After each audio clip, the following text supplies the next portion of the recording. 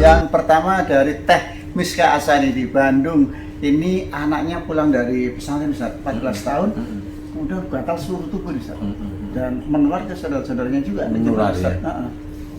Jadi biasanya ada namanya teman-teman pesantren ya, kita kan ya teman kita begitu kan banyak ya Pak Haji ya. Jadi biasanya beliau ngamalin sesuatu di mana kalau langsung gatal itu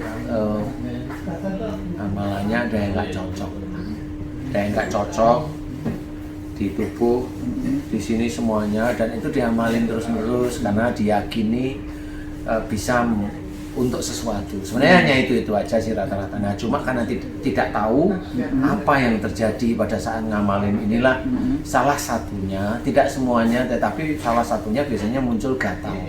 Nah, gatal ini biasanya dari makhluk karena memang ada ketidakcocokan. Ketidakcocokan itu bisa begini ya, maaf ya. Sebelumnya si adik yang di pesantren tadi itu bisa aja sudah punya ilmu di dalam tubuhnya. Dan ilmu itu tidak cocok dengan amalan yang baru dia kerjakan. Ya, jadi kayak pergesekan terus-menerus, nggak mau masuk nggak bisa karena di dalam ada ilmu, sehingga itu akan berbenturan. Nah, itu menjadi gatal semua biasanya. Salah satunya gatal. Kemudian kalau sampai menular ke arah keluarga, ya memang begitu. Karena amalan tersebut atau ilmu tersebut dimasukkan nggak bisa nyatu dengan tubuh si yang ngamalin tadi. Nah, ini kan ada di sekitar semuanya. Nah, ini pada waktu dia pulang, orang di sekitarnya ikut gatel juga akhirnya gitu. Jadi kalau dibilang menular, bukan menular karena itu makhluk. Jadi ada di lingkup tertentu itu pasti bereaksi. Insya Allah seperti itu. Jadi kalau memang ingin Ibu Miska ingin putranya gatelnya hilang, nah tanyain dulu putranya, betul nggak beliau lagi ngamalin sebelum gatel itu ada. Kalau iya, suruh berhenti. Mohon maaf ya. Dan berdoa minta ampun. Dan doa mohon ampun ya, mohon ampun aja ya Allah jika amalan yang saya baca itu salah, tidak ada tuntunan dalam sunnah Rasulullah Muhammad SAW.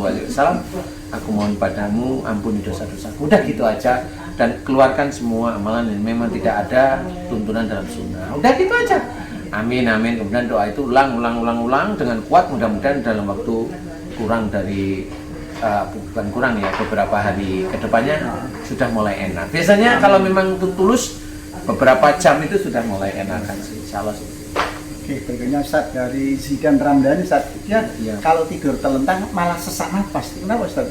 Jadi kalau tidur telentang itu sesak nafas itu biasanya ini dia ada bengkak jantung. Biasanya loh ya, itu ada bengkak jantung. Coba nanti dicek. Cuma saya nggak bisa lihat sehari-hari itu sesak atau enggak, atau hanya cuma tidur telentang. Itu bisa aja bengkak jantung. Kalau enggak, berarti di dalam di sini biasanya ada benda. Bukan makhluk ya, benda. Apa itu namanya? Benda goib ya? Benda goib. Bukan. Itu kayak umpamanya saya punya isim nih Pak Haji. Kemudian saya berikan isim ini pada Pak Haji nih.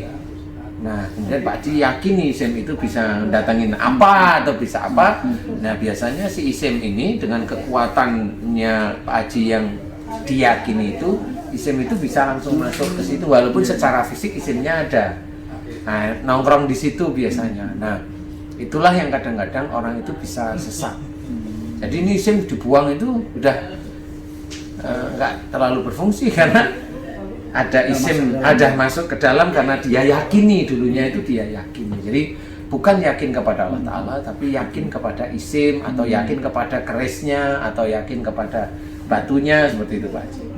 Nah, ini coba aja nanti dicek Mas siapa? Ya, Mas Zidan ya, dicek atau betul. Kalau memang itu betul, ya harus mohon ampun aja. Mohon ampun pada Allah Ta'ala agar kemusyrikan yang ada dalam tubuh mau dikeluarkan sama Allah. Mohon ampun, udah itu aja. Kemudian Mas Bambang Prianto, dia merasa pegal-pegal Ustaz dari pundak sampai leher ini. Pak kurang diurut atau gimana? Kalau pegel-pegel dari pundak ke leher ini bisa ada urusan pekerjaan di Mas Bambang ya?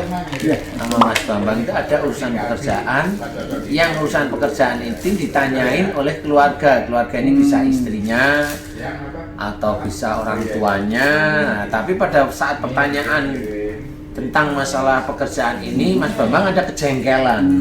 Saya nggak bilang ini marah, kejengkelan. Jadi istilahnya apa namanya? Geseh ya Pak Haji? Apa namanya? Pokoknya kalau mau ditanyain itu jengkel aja saya gitu, jadi jengkel aja. Nah itu kayaknya berlarut-larut. Bisa aja momennya begini nih, contoh namanya gini. Istri tanya nih, Mas, emang udah nyaman kamu kerja di situ? Nah, itu kan bikin gatel, mau nggak dijawab ya. Istri tanya, kalau dijawab itu pernah saya jawab, mamanya istri itu malah ngajak ayah-ayahan. Karena apa? Nggak taunya memang kerjaan di situ memang secara ekonomis kurang, jadi ya kan akhirnya iyalah di masalah pekerjaan. Nah itu biasanya dari leher Pak Bambang. Mohon maaf ya Pak Bambang ya, karena saya harus cerita apa adanya. Ya, barangkali seperti itu sehingga menyebabkan Pak Bambang itu jengkel. Intinya seperti itu, janganlah jengkel. Ya diskusikan dengan baik, saya nggak bisa cerita kalau yang begitu. Ya. Monggo silakan.